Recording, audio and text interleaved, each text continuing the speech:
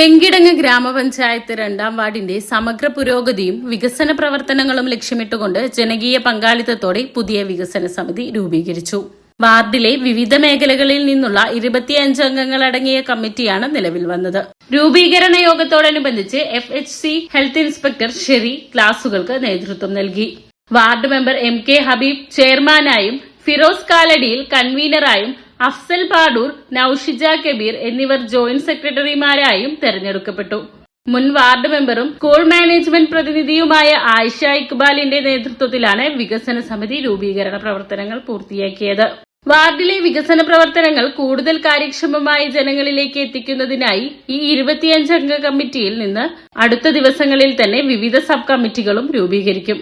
ഈ സബ് കമ്മിറ്റികളെ ഉൾപ്പെടുത്തിക്കൊണ്ടായിരിക്കും വാർഡിലെ ഓരോ വികസന പദ്ധതികളും കൃത്യമായി ഏകോപിപ്പിക്കുകയും നടപ്പിലാക്കുകയും ചെയ്യുന്നതെന്ന് ഭാരവാഹികൾ അറിയിച്ചു. ബ്ലോക്ക് പഞ്ചായത്ത് മെമ്പറും വിദ്യാഭ്യാസ ആരോഗ്യ സ്റ്റാൻഡിംഗ് കമ്മിറ്റി ചെയർപേഴ്സണുമായ റസിയ ഇബ്രാഹിം യോഗത്തിൽ സംസാരിച്ചു.